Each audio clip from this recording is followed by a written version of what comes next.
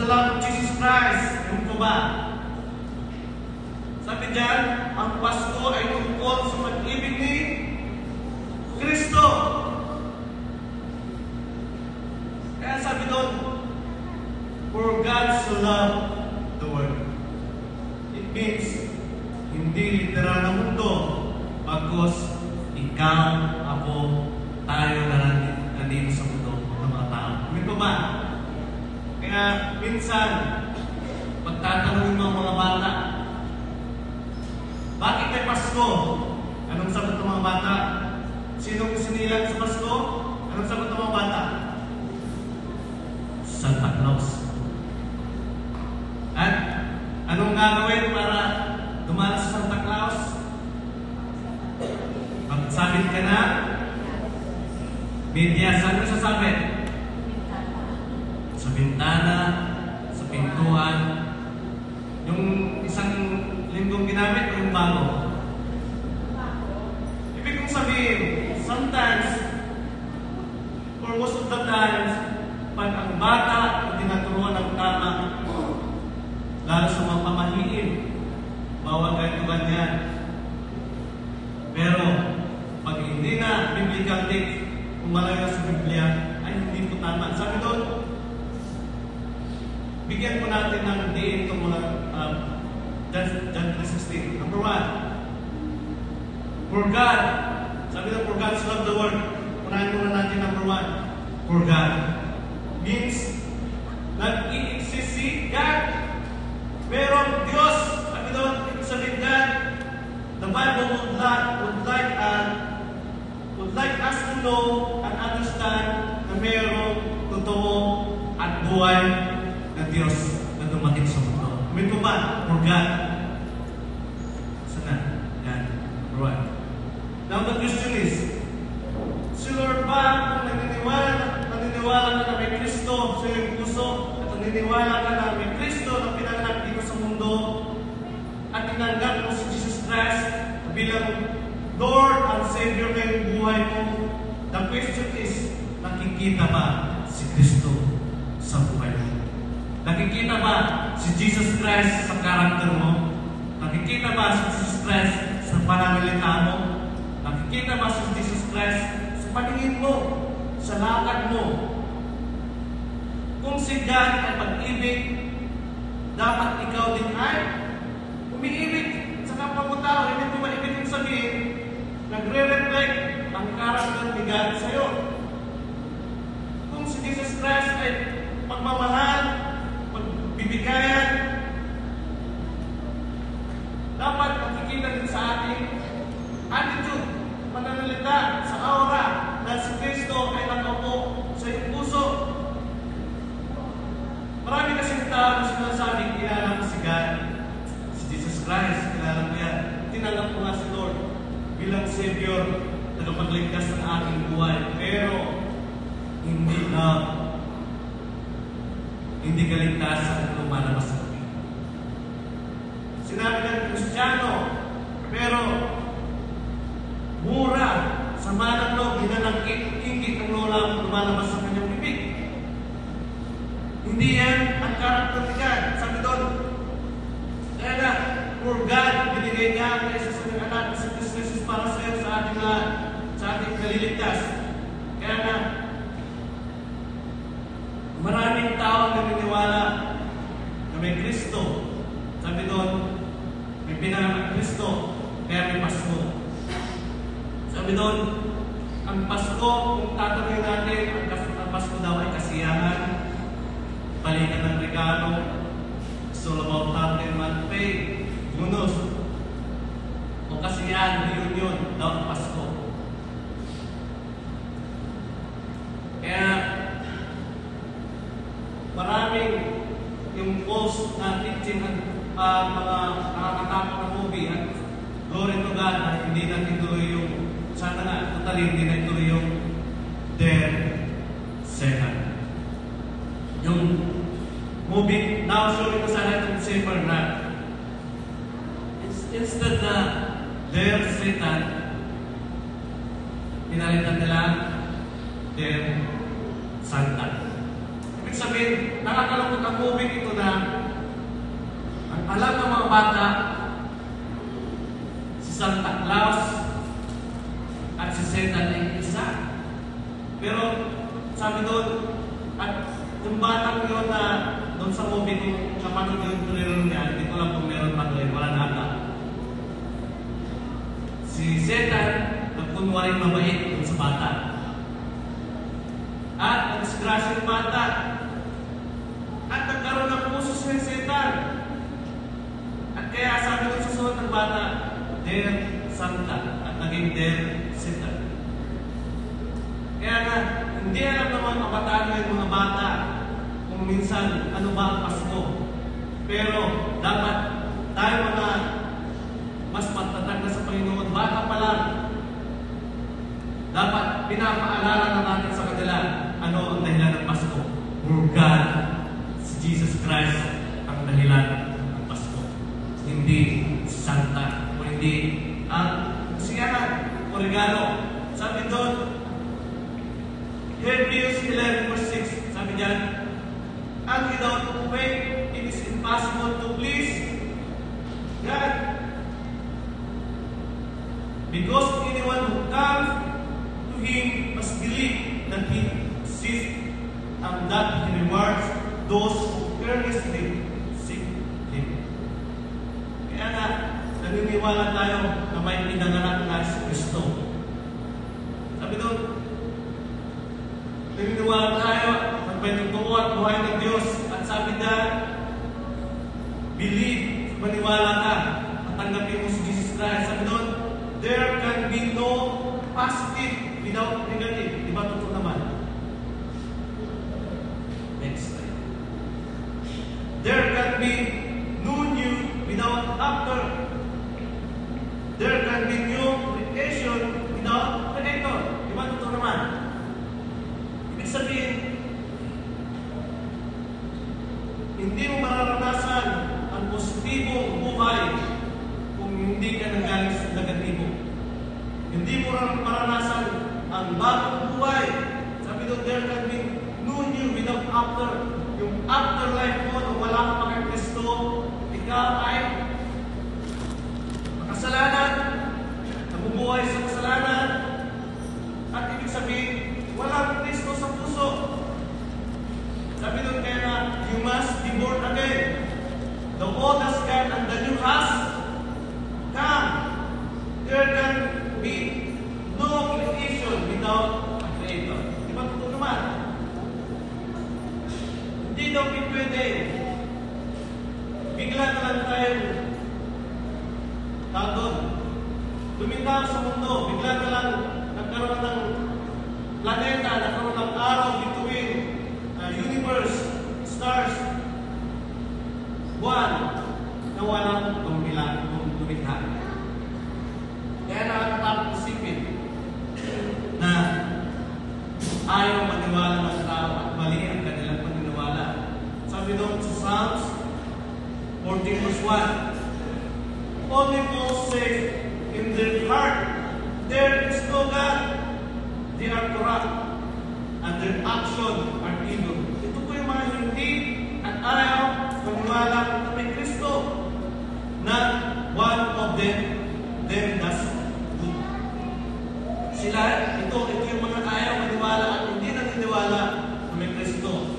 Sabi doon, sila yung normal lang buwan ng kasalanan, normal lang magbura, normal lang sa kanilaan. Mali-mali, lipo-lipo ang kanilang buhay. Bakit? Walang Kristo sa kanilang puso. Sabi doon, kaiba ng tumanggap sa Kristo at hindi tumatanggap kay Kristo, ayaw tumanggap. Sabi doon, hindi ka, ito yung mga tinatawag na tulad ng mga scientist, sila ay atheist o atheism. Yung ayaw maniwala, ayaw kilalanin na may Kristo, na may totoo at buhay ng Diyos. Sila yung mga scientists na naniniwala sa The Big Bang, na tinatawag The Big Bang Theory. Sabi doon, the scientist, a person, hindi lang ang scientist, ito yung mga ibang scientist na hindi naniniwala na may Kristo, na may Diyos. person who does not believe in the existence of a God. Sabi doon, sila yung mga scientists na naniniwala to the Big Bang Theory. Our universe now began with an explosion of space itself. It called the Big Bang. Sobrang natalino ng tao. Ayaw nilang tanggapin na yung Diyos na lumalang ng universe, dumating dito sa mundo para sa tao, kay Jesus Christ. Sa sobrang katalinuhan nila, ayaw nilang maniwala. Kaya sabi doon sa Psalm 41, sila yung mga fools says in their heart, there is no God. O diba? Ayaw nilang maniwala na may tao. Nag-iksisigan. Ayaw nilang maniwala na mayroong Diyos. Ibig sabihin, sa sariling knowledge lang nila, sariling karunungan lang nila. Kaya minsan nakakatakot kung ang katalinuhan natin ay galing lang puro sa mundo at wala sa biblical base. Kami mawawala. Sabi doon, and our faith stands our believing in God. Believing in God. We believe. So that's why we pray, because we believe in God. We read the Bible because we believe in God. Kaya nga for God it's all about God. We worship because we believe in God. We attend Sunday service right now because we believe in God. Amen ko ba? We attend Kempro Bible Study because we believe in God. So yun talaga ang pinaka-foundation natin bilang Kristiyano, pananampalataya. The Christ Jesus that we believe in God. There is a God because ang Diyos ay nag-exist. Sabi doon, because everything is useless. Walang kabuuan ng mundo kung walang Kristo na pinanganak dito sa mundo. Sabi doon, it's all about believing in God. Kung titignan natin ang mga ibang paniniwala, mga Islam, sila po yung mga Muslim, di ba? Pero isang time, pagkataon isang binatang Muslim, nakasakay siya ng tren, alas 3 ng hapon. Siyempre, ang paniniwala nila, Islam, Muslim. Sabi niya, bigla siya nagkaroon ng matinding kalungkutan sa kanyang puso. Parang may hinahanap siya sa kanyang puso. Pagkababa niya sa tren, tumingala siya sa langit. At sabi niya, may bulong-bulong sa kanyang isipan, sa kanyang puso. Sabi niya doon, kung walang Diyos, walang saysay ang buhay. Sige nga, sabihin na natin, kung walang Diyos, walang saysay ang buhay. Ulitin natin, kung walang Diyos, walang saysay ang buhay. Do you believe in that?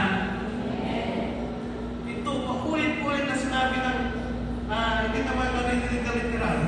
Pero alam natin ang Holy Spirit yun, yung ba? Itong Islam na ito na binata, kung walang Diyos, walang saysay ang buhay. Kung walang Diyos, walang saysay ang buhay. Ulit-ulit. Kaya nagkaroon siya ng matinding burden sa puso niya na makilala niya sino ba yung Diyos na yan. At mayroong nangaral sa kanya na si Jesus Christ ay totoong Diyos. Alam niyo po sa India, sa Iran, sa ibang mga Tugins country, millions ang naliligtas ng mga Kristiyano. Sa China, ilan ang Biblia sa bahay natin? Minsan, tigisa tayo. 5 pamilya, 5 Biblia din. Minsan pa nga, may NIV, may King James, may Tagalog, ilang bagong pagkasinan. But in China, sa mga underground at sa mga tabong building, sila nag-church.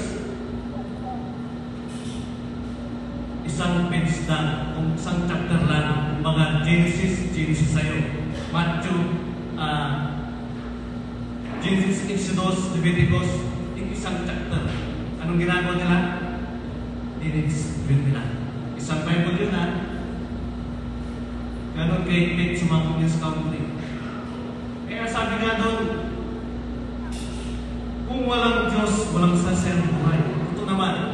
At sabi dyan, God without them is still God.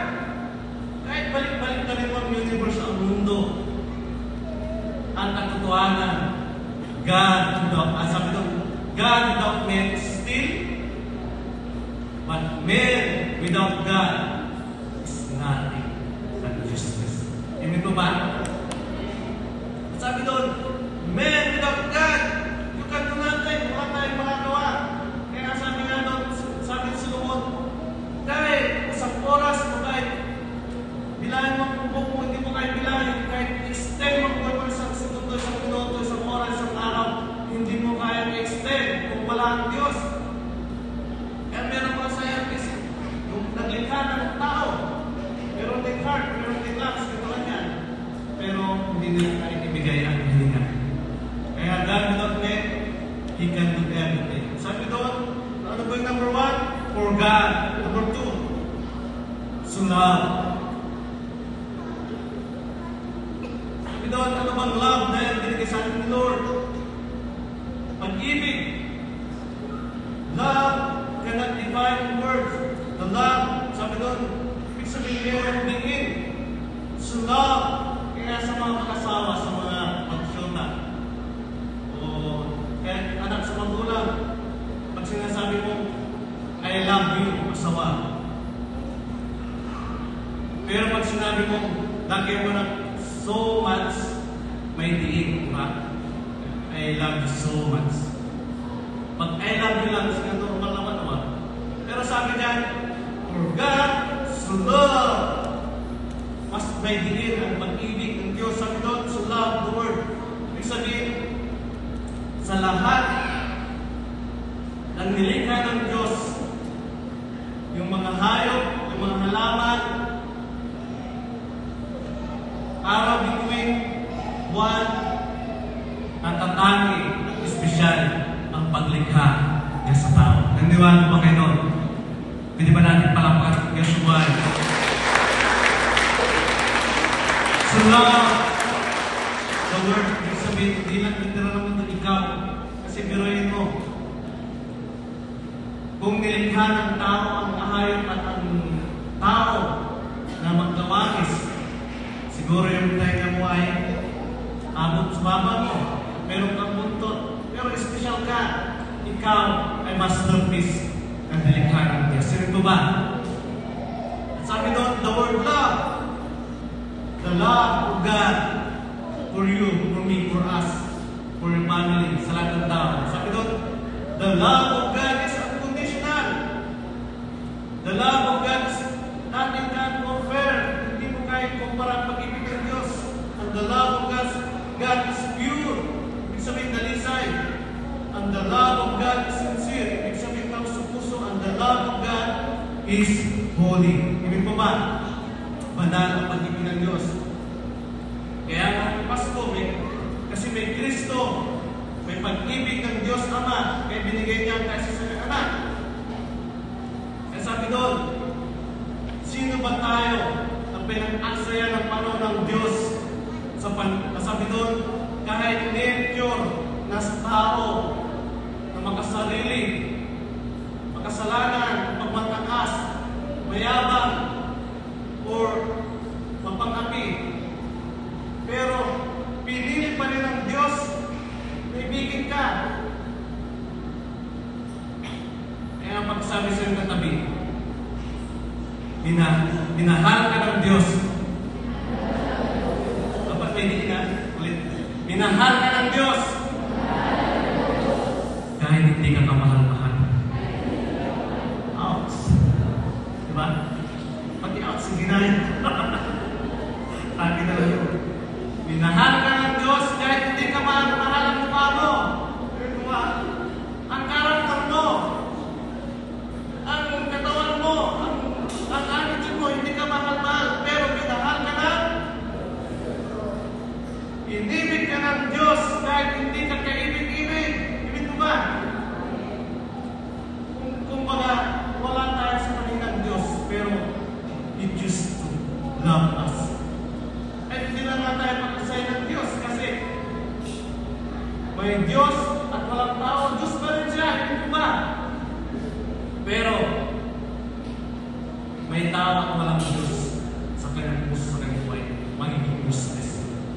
Kaya, 1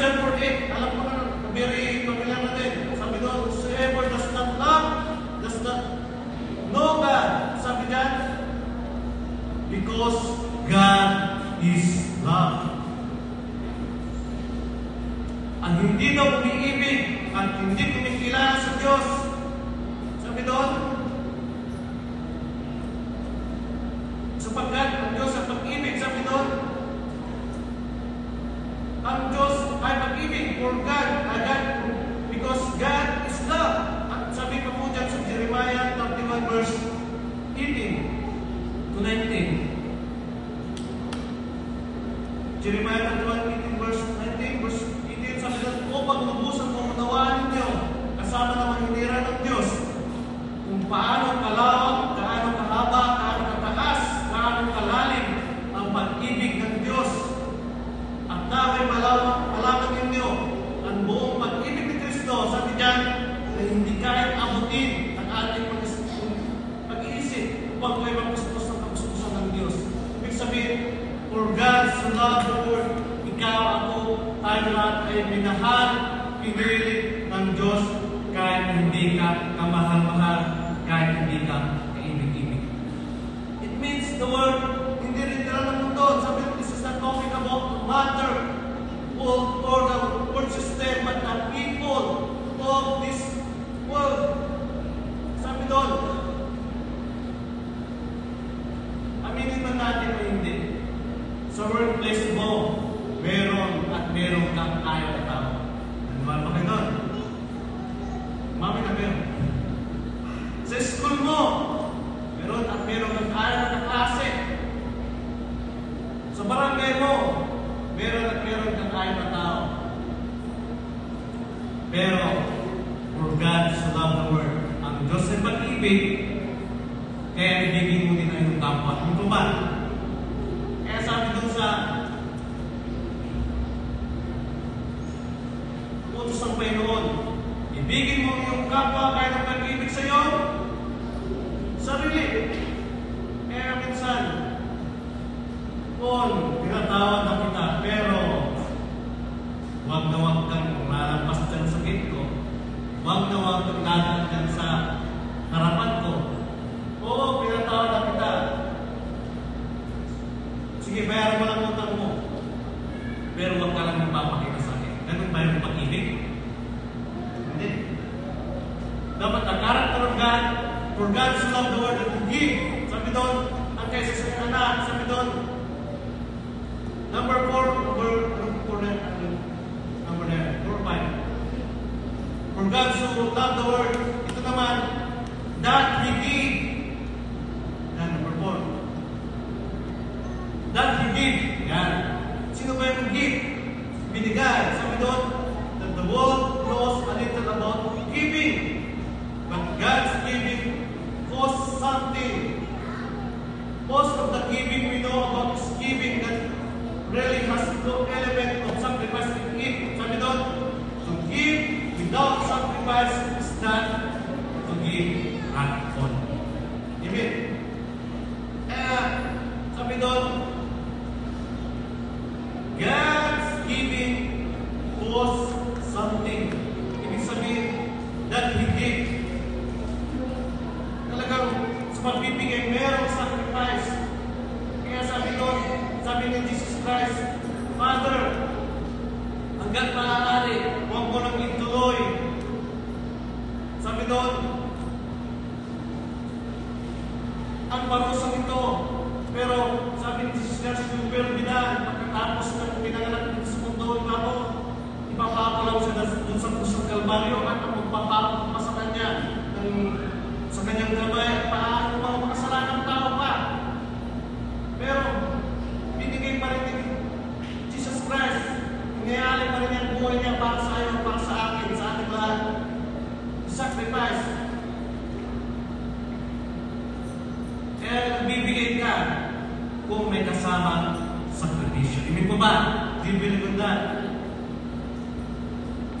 Kaya pagkasabi mo nga minsan, nagbibigay ka kung may kasamang sakripisyo. Ibig sabihin, kung yung tira-tira, or sige, at naliitan mo, kasi hindi naman ang gagamit yan. Sige, yan na lang kasi nandiyan lang naman yan. Sige, ito na lang yung barya na sa ano ko, ibigay mo kasi hindi ko na kailangan yan.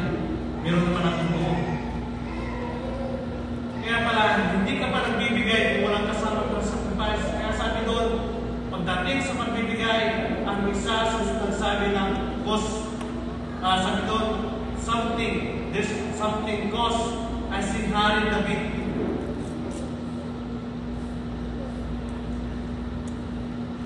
At sabi doon, that he gave. Meron siyang ibinigay dito sa mundo sa Matthew chapter 1 verse 21 to 23. Sino ba ibinigay sa atin? Alam na natin. Magsisilang siya ng isang batang lalaki at Jesus ang ipapangalan sa sanggol. Sapagkat ililigtas niya ang kanyang bayan sa kanilang mga kasalanan. Nangyari na ang lahat ng ito upang matupad ang sinabi ng Panginoon sa pamamagitan ng propesya. Verse 23, tingnan ninyo, maglili ang isang birhen at magsisilang isang sanggol na lalaki at tatawagin itong Emmanuel. Anong ibig sabihin? Ang kaulugan nito ay kasama natin ang kaya napapansin niyo ba yung kanta? Kasama natin ang Diyos. Di ako susunod doon. Di ako malulungkot. Dahil kasama natin ang Diyos. Ito pala yung Emmanuel. Dumaaman ako sa ilog. Di ako. Dumaaman ako sa buhay. Di ako. Dahil kasama natin. Huwag mo naman literal na tatalog ka sa ilog. Lord, kasama kita, Lord. Hindi ka marunong lumawi. Diba? Ibig sabihin, sa mga matitinding pagsubok, tulad ng Sandra Place at Abitigo, kasama natin ang Diyos. Second Samuel 24 verse 24. But the king, ito na sinasabi ko about King David, about sacrifice giving, that he gave. Tulad nito. Second Samuel 24 verse 24, but the king replied to Arauna, no, I insist, of whom you pray, I will not sacrifice to the Lord my God burnt offerings that cost me nothing. Sabi doon, so David bought the threshing fork and the oxen and paid 50 shekels of silver for them. Sabi doon, ito yung sinabi ni David na, I will not sacrifice to the Lord my God burnt offering that cost me nothing. Gawin mo ba? Kaya hindi ka pa nagbibigay kung walang kasama sa sakripisyo.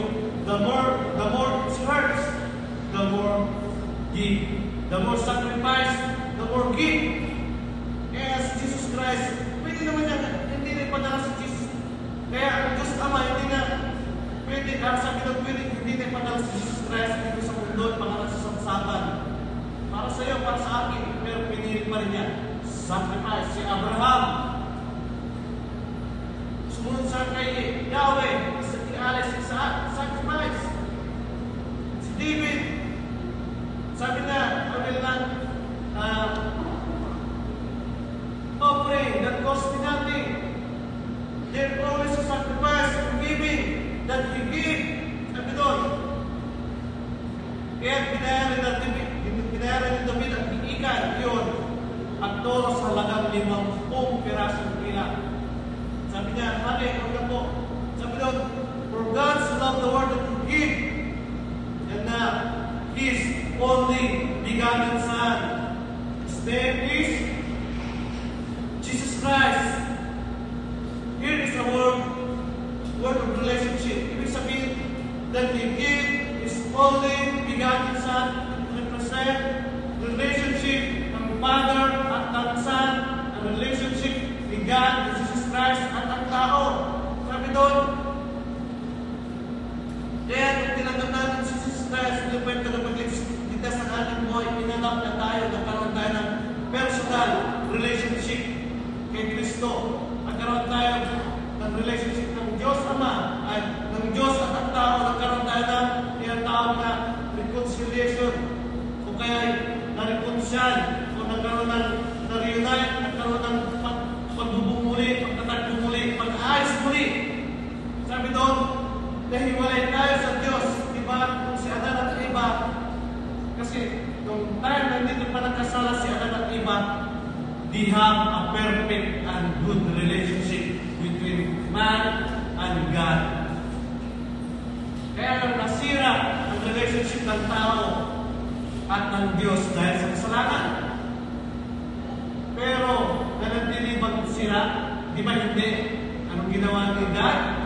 Para maayos, magkaroon ng reconciliation, maayos ang laban, may muli ang tao ng Diyos, inalay na ngayon si Jesus Christ para sa iyo, para sa atin. Maayos ang relationship natin sa tao ng Diyos. Kasi naputol, namatay ang tao hindi sa physical, spiritual na kamatayan, yung relationship ng tao sa Diyos namatay. Pero muli, nabuhay, ang binigay niya ang kanyang only begotten Son. His name is Jesus. Kaya sabi doon, nagkaroon ng restoration. Muli, ang ugnayan ng tao ng Diyos. Kaya that He gives His only begotten Son, walang iba kundi si Jesus Christ. But sad to say, sometimes, or most of the time, instead that He gives His begotten Son, nagiging begotten Son. Dito ba?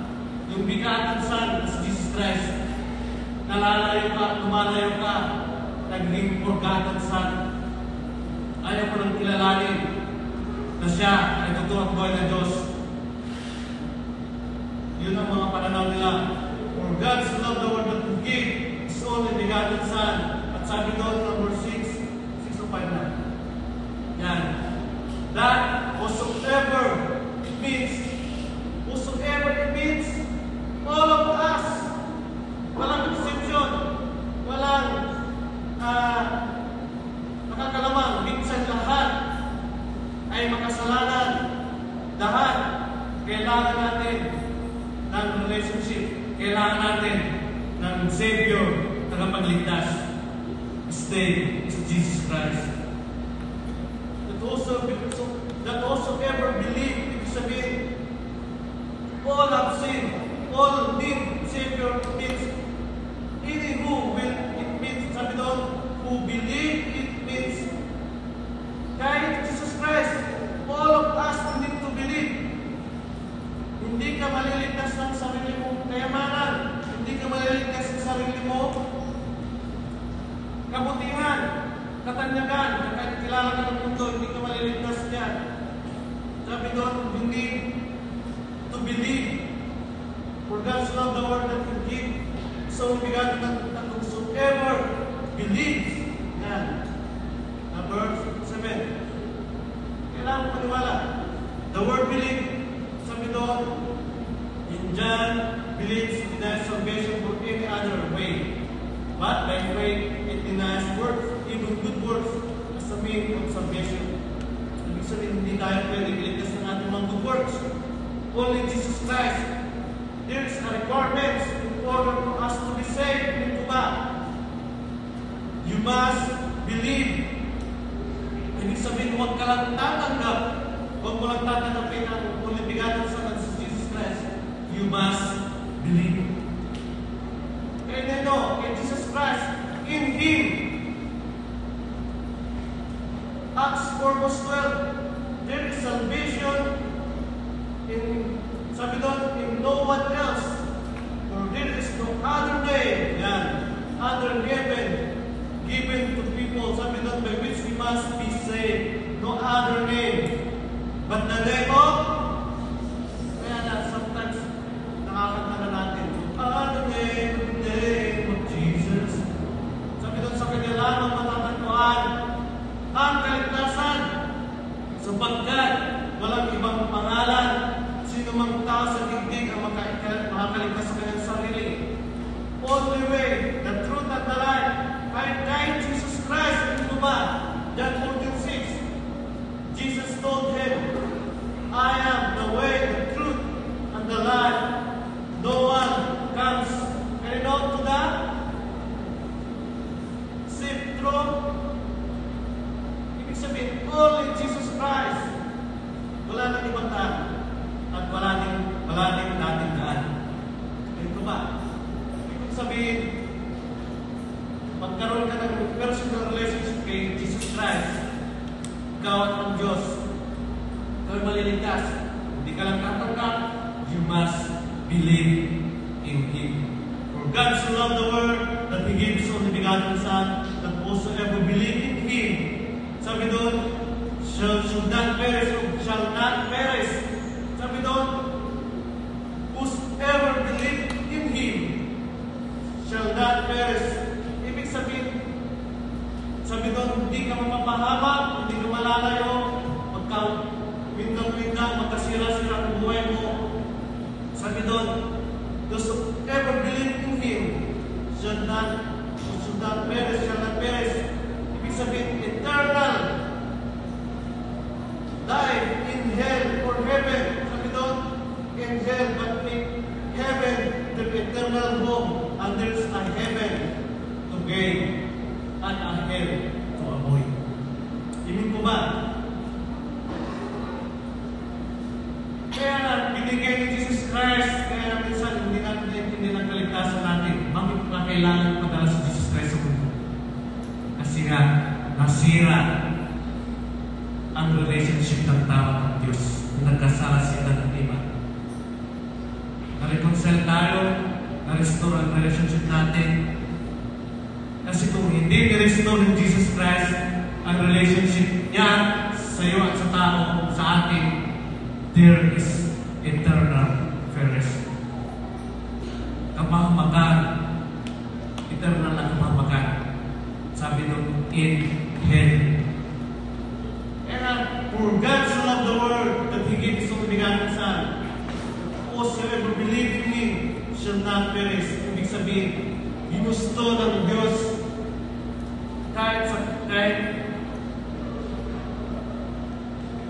ginusto ng Diyos na i-restore tayo dahil alam niya merong nag-aabang ng eternal perish sa atin ang kapamagan.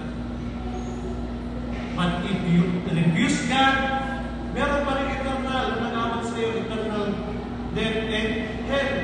But to accept Jesus Christ bilang Lord at Savior ng buhay mo, kaya na hindi lang ikaw, si nanay, si tatay, basta sa mga anak, sa mga bayaw, manugang, tutulungan, etc.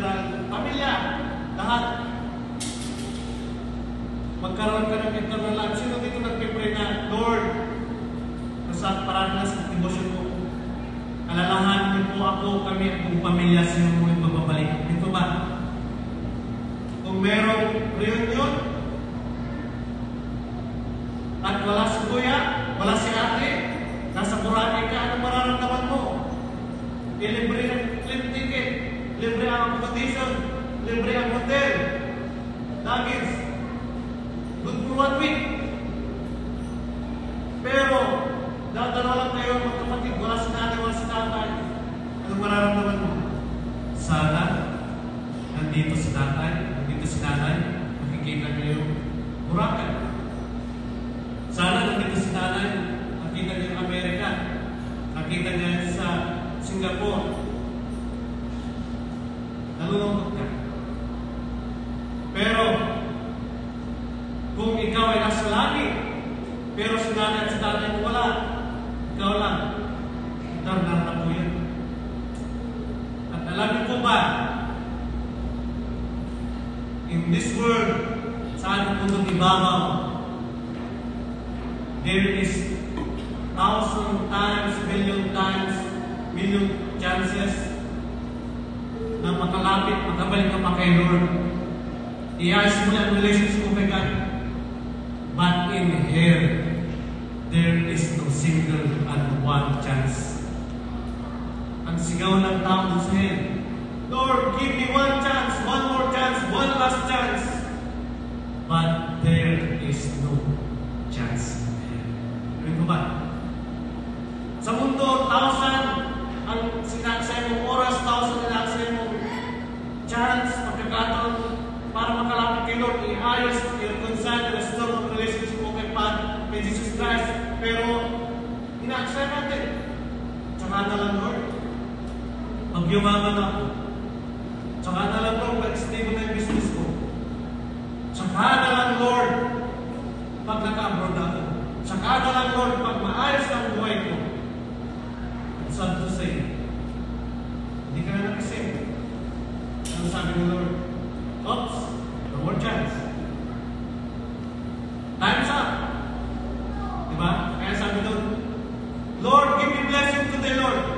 blessing tomorrow, Lord. Kaya sabi doon, anak, magsimba ka naman. Tsaka na lang, Lord. Anak, magbasa ka naman ng Bible. Tsaka na lang, Lord.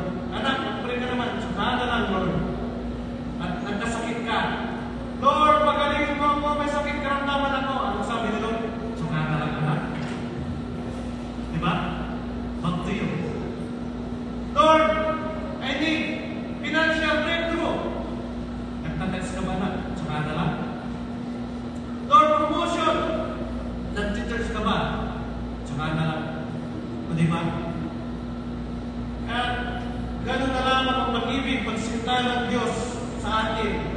And lastly, for God so loved the world and gave His only begotten Son, whosoever will believe in Him shall not perish but have everlasting. Sabay-sabay po natin basahin, but have everlasting life. Ibig sabihin, ganoon na lamang pagsinta, pag-ibig ng Diyos sa atin, para sa atin. Pero yung chance, time, pagkakataon pa na binigay ko sa atin ni Lord, sabutin ko lang. Kasi hindi mo alam, hindi mo aguanta na buwas sa pagkal na pamon. Sabi doon, everlasting life. It's mentioned 36 times in the book of John. Notice the verse begin with God and ends with life. Ibig sabihin, there is eternal life and eternal death. Ikaw lang mamili. Pag ang tao nagpunta sa impyerno, hindi yan Diyos ng Diyos. Hindi yan kalooban ng Diyos. Ito ba? Hindi yan ang desisyon ng Diyos na mapahamak ka. Because hell is designed for Satan. Hell is not designed for people. Naniniwala ba kayo? Ang katibayan. Pag ang tao nabubuhay pa sa mundo, lumayo, parang prodigal sa nagkasala, pero buhay ka pa, nandito ka pa sa mundo, babalik ka kay Lord, tatanggapin ka ba ni Lord? Yes or yes? Lord, forgive me, patawarin niyo po ako, give me another chance. Sige na, chance ulit, buhay ka pa yun. Pero si Satan, si Lucifer kung nagkasala, naniwala ba kayo si Lucifer humingi ng tawad kay Jesus Christ? Yes or yes? But si Lucifer, God, Lucifer gave second chance? Yes or no? No. Kasi ang hell ay designed for Satan. Kaya pag sabi mo, ang impero para kay Satanas, hindi para sa tao. Pero dahil, tama na, ito lang. Pero dahil sa kasamaan ng tao, ang tao ay napupunta sa impyerno. Eternal eh. Kaya, kahit si Lucifer doon, nagmamagpisaya, nagmamakaawa, take note, si Lucifer, she is beautiful, or gabalan siya, napakaganda ng tao. Perfect ang boses niya, perfect ang talent niya, perfect ang karangalan niya. Pero lumaki ang puno, kayabangan, kataasan, gusto niyang lapas ng Diyos. Nagkasama si Lucifer at 1/3 angels na sumama kay Lucifer pinagsak sa lupa. There is no second chance. Kung humihinga ka pa ngayon, nandito ka pa ngayon sa araw na to, chance mo pa yan. Dito ba?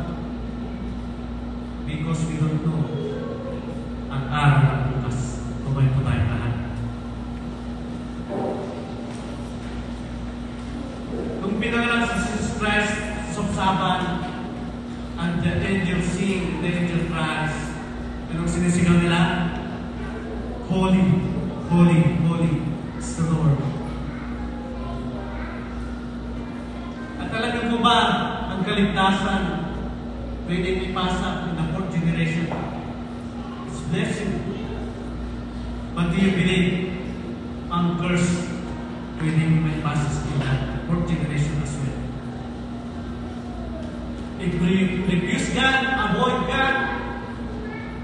piliin mo magkaroon ng callous heart, rebellious spirit, Diyos mo yan.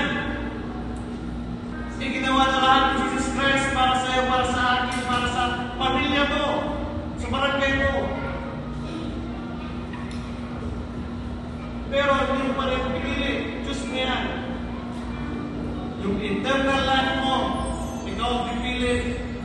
Kung mayroon kang personal relationship kay Lord, work up yun. Kaya sabi doon, ang mananatiling tapat hanggang wakas ang siyang maliligtas. Hindi yung isa lang, bagos hanggang wakas. Sabi doon, 1,000 generations